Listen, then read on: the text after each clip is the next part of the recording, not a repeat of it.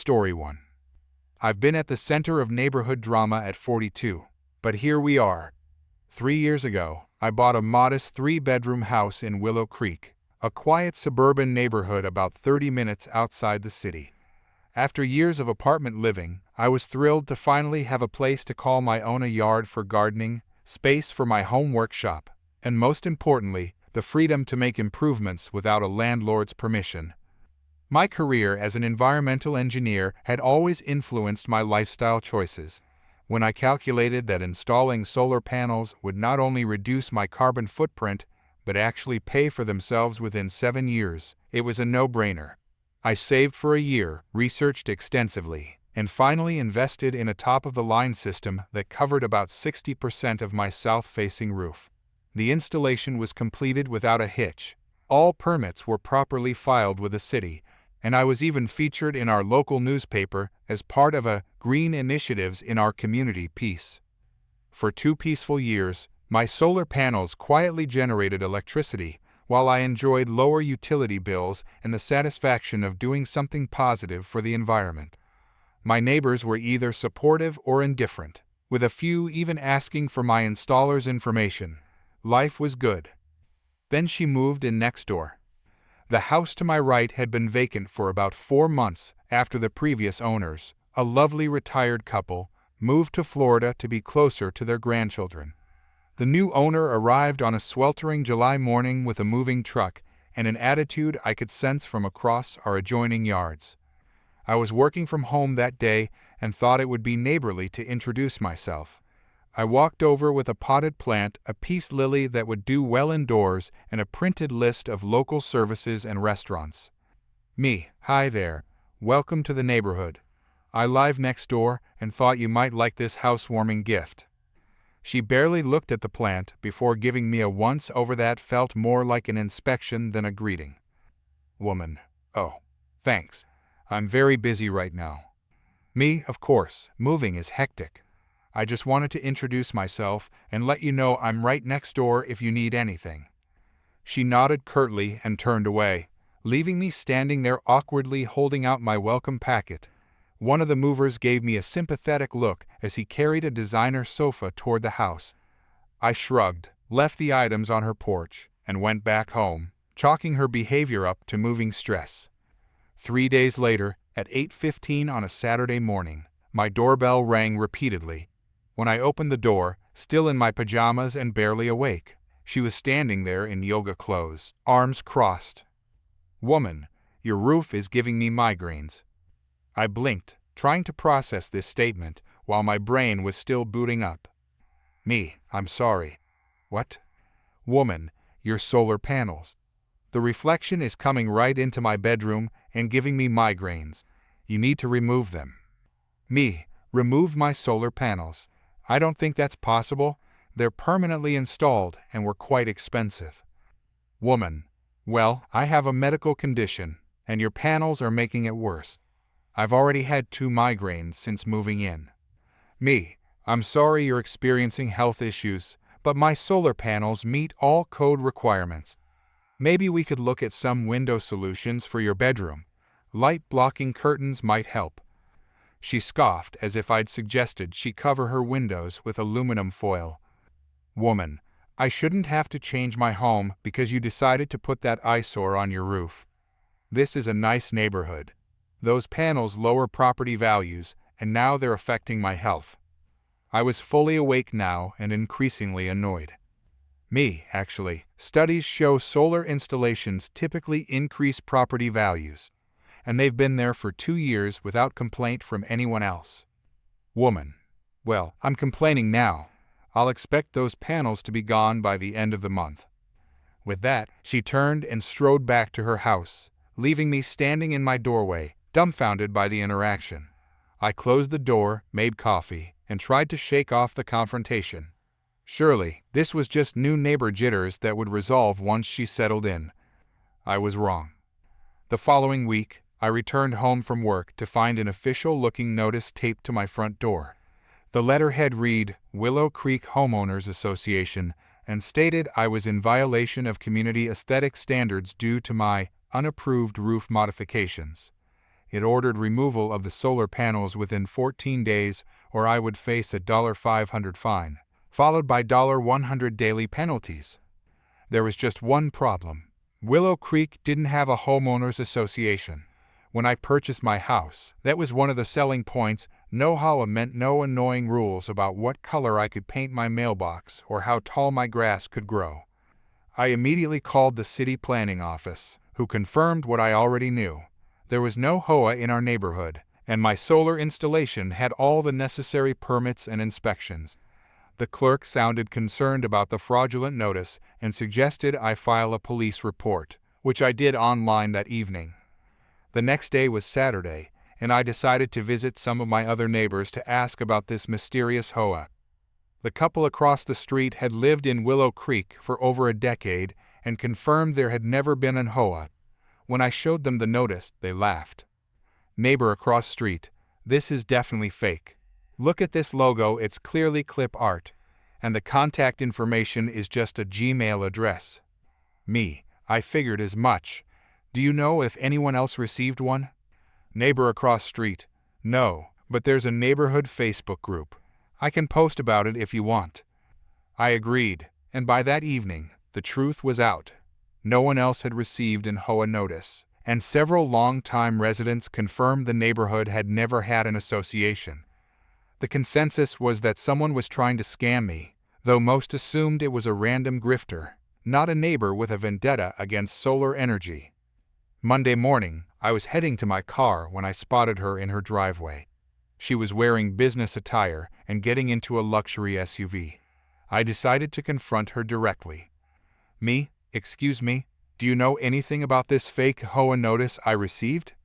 She barely glanced at the paper I was holding up. "Woman, if you got a notice, you should probably comply. HOAs have legal authority, you know." Me, there is no HOA in Willow Creek. Never has been. This notice is fraudulent, and filing false documents is illegal.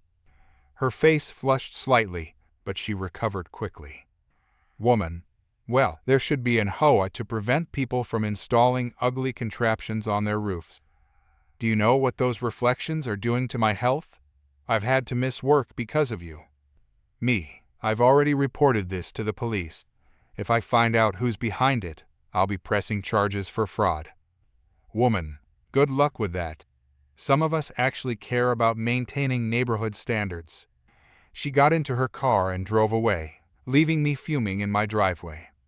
The fake HOA notice was just the beginning. Over the next 2 weeks, I came home to find a petition taped to my door with about 20 signatures from concerned neighbors demanding the removal of my solar panels. The signatures were suspiciously similar, with slight variations in handwriting that seemed designed to look like different people.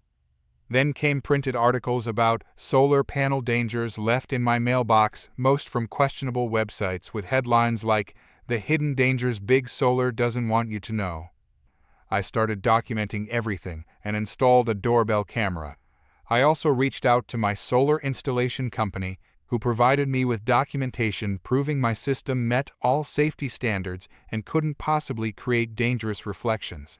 They explained that modern solar panels are designed with anti-reflective coatings specifically to maximize light absorption rather than reflection. Armed with this information, I printed my own flyers explaining the benefits and safety features of residential solar systems and distributed them to houses on my street. I included information about energy savings and environmental impact, along with a note explaining that someone was spreading misinformation about my installation. This seemed to escalate the situation further.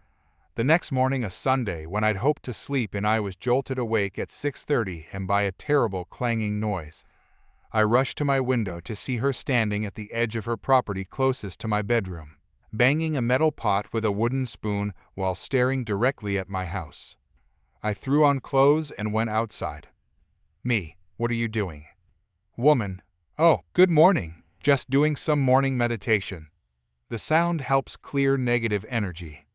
Me, at 6:30 in the morning, that's clearly meant to disturb me. Woman, not everything is about you. But since you mention it, it's interesting how you can disturb my health with your solar panels. But I can't practice my morning ritual. Me. This isn't a ritual. This is harassment. Woman. Harassment would be forcing someone to suffer migraines because of your selfish choices. I'm just starting my day. She continued banging the pot, and I retreated inside to call the non-emergency police line. They said they would send someone out, but couldn't guarantee how quickly an officer would arrive for a noise complaint on a weekend. By the time an officer showed up an hour later, she had stopped the banging and was innocently gardening. The officer spoke with both of us, and she denied making excessive noise, claiming she had only been in her garden preparing for new plantings. Without video evidence, it was her word against mine. But she made a critical mistake. She thought this was a one-time victory. The next morning at 6:15 a.m., the pot banging resumed. This time, I was prepared. I started recording video from my window, capturing her deliberately making noise while occasionally glancing toward my house with satisfaction. I called the police again and sent them the video evidence before they arrived. She didn't stop there. For 5 consecutive days, she conducted her morning meditation between 6 o'clock and 7 a.m., and each day I documented it meticulously. By Friday, I had compiled a folder of evidence: videos of the noise, a log of dates and times, a copy of the fraudulent HOA notice, the fake petition, and the misleading articles she had distributed. On Saturday morning, when the pot banging began at 5:45 and she was getting earlier each day, I was ready. I had already filed a formal complaint with the city about repeated violations of the local noise ordinance, which prohibited excessive noise between 10 p.m. and 8 a.m. in residential areas. This time when I called the police, they arrived quickly, and the responding officer already had my case information. I watched from my window as the officer spoke with her. Her gestures became increasingly animated as she pointed repeatedly at my roof. The conversation ended with the officer handing her what appeared to be a citation before returning to the patrol car. Later that day, I received a call from the officer confirming she had been issued a $250 fine for violating the city noise ordinance. Additionally, because I had documented multiple incidents, the city was considering further action if the behavior continued. The pot banging stopped immediately. For the next week, I enjoyed peaceful mornings again, though I often caught her glaring at me from her yard or windows. Then, about 10 days after the citation, a city vehicle pulled up in front of her house. 2 officials in uniforms spoke with her on her porch for nearly 20 minutes. I couldn't hear the conversation, but her body language shifted from confident to defensive as it progressed. That evening, there was a knock at my door. When I opened it, I found a city code enforcement officer who explained that my neighbor had filed multiple complaints against my property, alleging everything from improper solar installation to illegal home business operations. I occasionally worked from home, but didn't run a business. The officer had investigated all claims and found them baseless. However, during their inspection of the neighborhood, they had noticed several code violations at her property, including an unpermitted fence extension and improperly disposed construction materials. 2 days later, I saw another official notice taped to her door. Within a week, workers were at her house removing the fence extension and cleaning up the debris pile behind her garage. I made a point of watering my garden while they worked, exchanging friendly waves with the city inspector who was overseeing the corrections. She avoided me completely after that. No more pot banging, no more fake notices, no more confrontations in the driveway. About 3 months later, a "for sale" sign appeared in her yard. She moved out within 6 weeks, having lived in the house for less than 7 months total. The new neighbors who moved in: a young couple with environmental science backgrounds who asked if I could recommend a good solar panel installer. Sometimes karma works exactly as it should. Story 2. For context, I'm a 32-year-old event planner. I've been in the business for nearly a decade, so I've seen my fair share of wedding drama. Bridezillas, drunk uncles, family feuds, you name it. But nothing could have prepared me for what happened at my own wedding. My fiancé and I had been together for 5 years before we decided to tie the knot. We're both practical people with demanding careers, So we agreed on a spring wedding with a reasonable budget and a guest list of around 80 people. Nothing too extravagant, but still elegant and meaningful. The venue we chose was a beautiful historic mansion with sprawling gardens perfect for an outdoor ceremony followed by an indoor reception. We'd booked it a year in advance and spent months planning every detail. Being an event planner myself, I knew exactly what I wanted and how to make it happen without breaking the bank. Now, here's where it gets interesting. About 6 months before our wedding, I was hired to plan a wedding for another couple. The bride was sweet and easy to work with, but her mother, well, let's just call her mother of the bride mob. She was the kind of client that makes event planners consider career changes. Mob was demanding, constantly changed her mind, and treated everyone like her personal servants. She insisted on the perfect wedding for her perfect daughter, regardless of the couple's actual preferences or budget. I had to bite my tongue more times than I can count during our meetings. Their wedding was scheduled for 2 weeks before mine, at a different venue downtown. It was a lavish affair with over 200 guests, a 7-tier cake, and flowers imported from some exotic country. Exactly the kind of over-the-top event I'd helped plan countless times, but never wanted for myself. The day of their wedding arrived, and despite Mob's constant interference, everything went smoothly. The bride and groom were happy, which is all that really matters. I congratulated them, collected my final payment, and focused on the final preparations for my own big day. Fast forward to my wedding day. The weather was perfect 75 degrees and sunny with a light breeze. The ceremony was set to begin at 3 p.m., and by 2:30, most of our guests had arrived. My soon-to-be spouse and I had decided against the tradition of not seeing each other before the ceremony, so we were both mingling with guests, feeling relaxed and excited. At 2:45, just as we were about to ask everyone to take their seats, a black SUV screeched into the parking lot. The door flew open, and out stepped Mob, dressed in what looked like designer clothes and massive sunglasses, as if she were attending the Met Gala instead of crashing someone else's wedding. I froze when I saw her. What in the world was she doing here? We hadn't invited her or her daughter.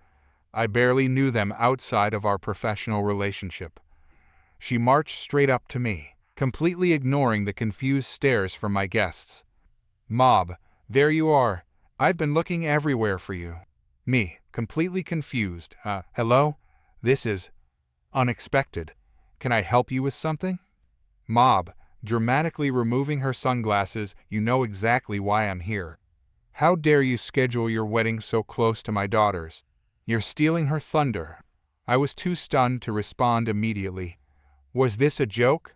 Her daughter's wedding had already happened successfully, I might add, and we were all moving on with our lives. Me, I'm sorry, but I don't understand. Your daughter's wedding was 2 weeks ago. It went beautifully. Mob, exactly. And now all anyone can talk about is your upcoming wedding instead of continuing to celebrate her special day. The attention should still be on her. She's devastated. My fiancé approached, looking concerned.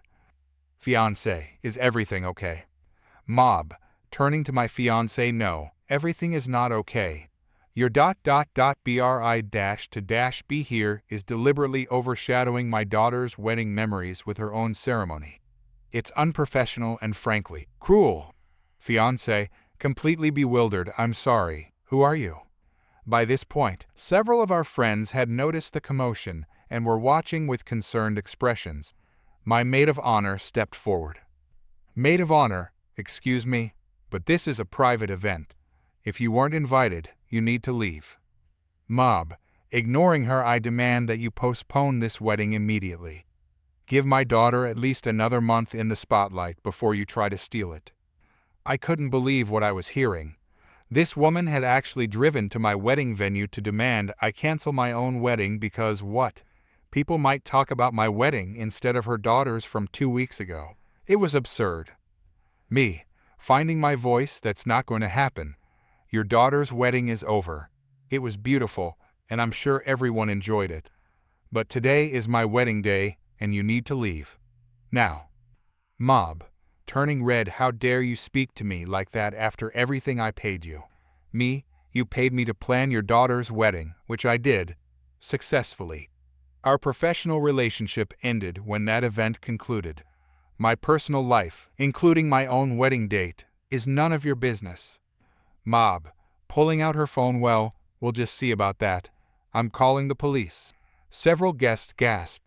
My fiancé stepped closer to me, placing a protective hand on my back. Fiancé, ma'am, there's no need for that. Please just leave peacefully. Mob, already dialing. Hello? Police? Yes, I'd like to report an incident. I'm at venue name, and I'm experiencing severe emotional distress due to harassment. I couldn't believe she was actually calling the police.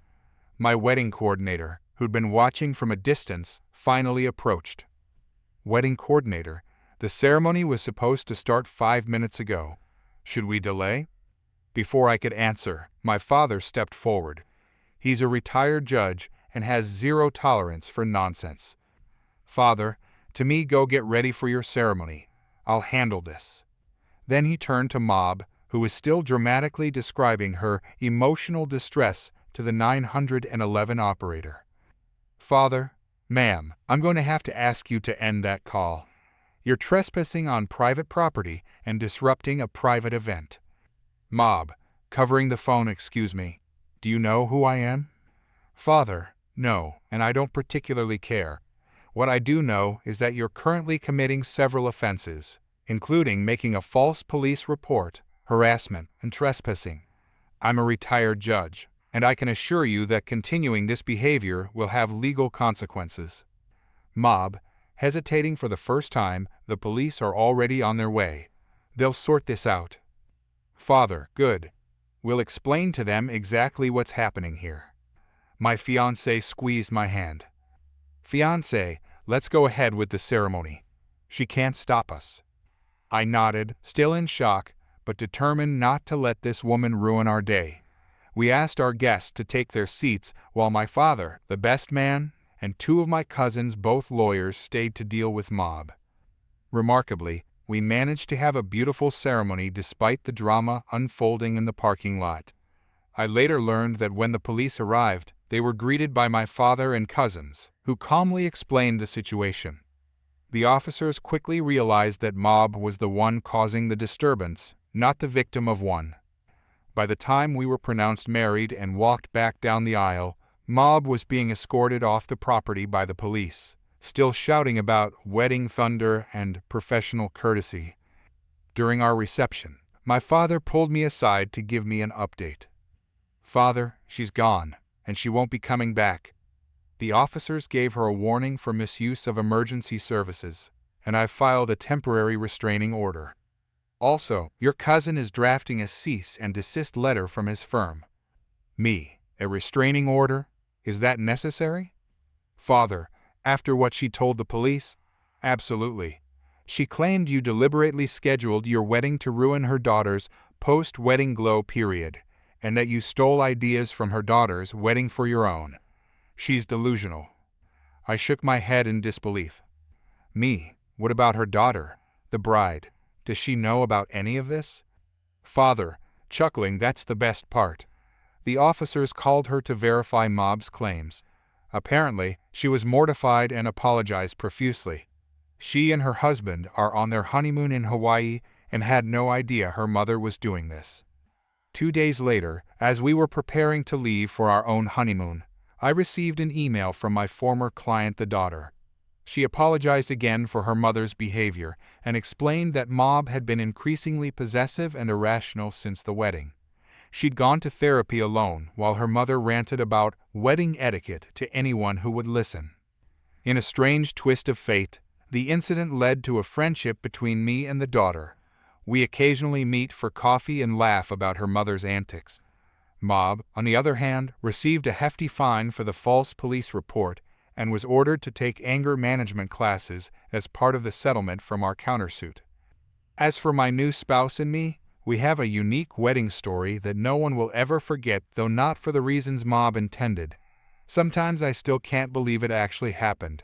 But then again, after years in the event planning business, perhaps I should have expected the unexpected. After all, nothing brings out the drama quite like a wedding day. Story 3. I've been working at my uncle's grocery store for almost 3 years now. It started as a summer job when I was in college, just trying to make ends meet while studying business management. My uncle opened this place about 15 years ago after immigrating here. He built it from nothing, and now it's a cornerstone of our community, the kind of place where everybody knows everybody. After I graduated last year, I decided to stay on full-time as the assistant manager. My uncle was getting older, and his wife, my aunt, had been handling a lot of the business side of things. They needed someone they could trust to eventually take over, and I was more than happy to learn the family business from the ground up.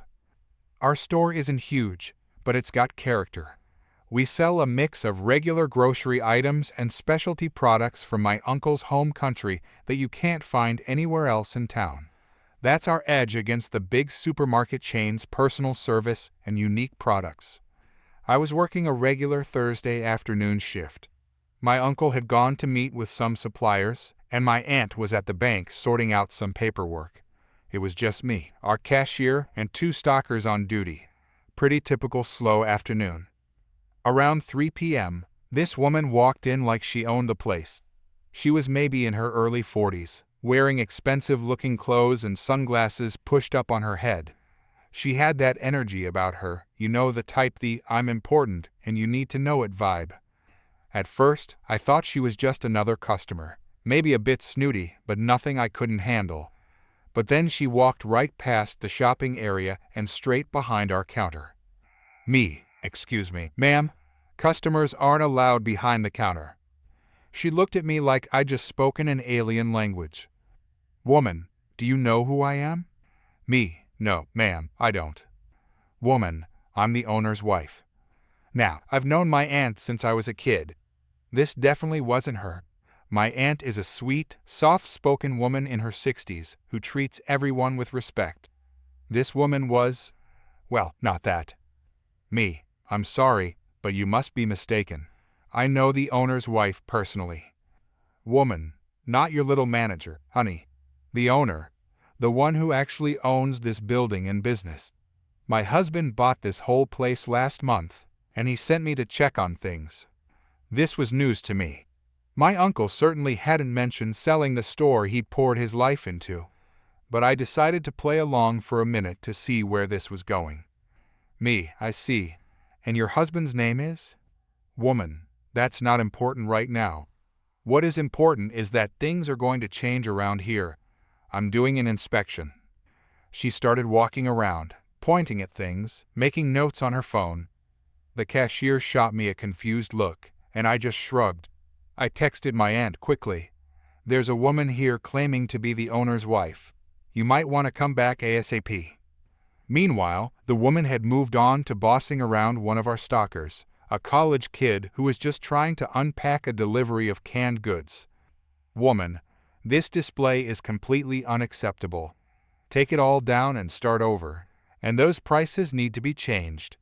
Everything in this aisle should be marked up at least 20%. Stalker, I don't have authority to change prices. That would be the manager's decision. Woman, well, I have the authority, and I'm telling you to do it. Now. The poor kid looked at me desperately. I stepped in. Ma'am, I'm the assistant manager here. If there are going to be changes to the store's operations, I need to see some documentation. Do you have any paperwork about this supposed purchase? Woman, are you questioning me? I don't need to show you anything. You should be grateful you still have a job. Most of the staff will be replaced next week. By this point, customers were starting to stare. One regular customer, an elderly man who came in almost daily, was watching the scene unfold with particular interest. The woman turned to our cashier next. Woman, open the register. I need to do a cash count. Cashier, I can't do that without the manager's approval. Woman, I am the approval. My husband owns this place. She actually reached over and tried to press buttons on the register herself. The cashier stepped back, looking scared. Ma'am, you need to step away from the register right now, or I'll have to ask you to leave the store." "Woman, you can't make me leave. I'll have you fired." She was causing such a scene that several customers had abandoned their shopping and were watching the drama unfold. I was just about to call the police when my aunt walked in. Now, let me tell you about my aunt. She might look like a sweet older lady, but she's tough as nails when she needs to be. She ran a business back in her home country before moving here, and she doesn't take nonsense from anyone. My aunt took one look at the situation, marched right up to the woman, and stood face to face with her. "Aunt, who are you, and what are you doing behind my counter?" "Woman, I'm the owner's wife. Who are you?" My aunt's face went from confusion to understanding to anger in about 3 seconds flat. "Aunt, I am the owner's wife. Have been for 42 years. My husband and I built this business. Now, would you like to try again with the truth this time?" The woman's face went pale. She tried to backpedal. "Woman, there must be some misunderstanding. I thought this was the Sunshine Grocery. My husband just bought that place." "Aunt, this is Family Market, as the giant sign outside clearly states. Sunshine Grocery is 3 blocks down." "Woman, oh, well, simple mistake then." But my aunt wasn't buying it. "Aunt, no, not a simple mistake. Sunshine Grocery closed down 2 years ago. The building is now a laundromat. And you weren't just mistaken, you were trying to access our register and changing how we operate. That's attempted fraud." The woman tried to push past my aunt to leave, but my aunt grabbed her by the collar of her expensive blouse. "Aunt, not so fast. My nephew already called the police. They'll want to talk to you." "Woman, let go of me. This is assault."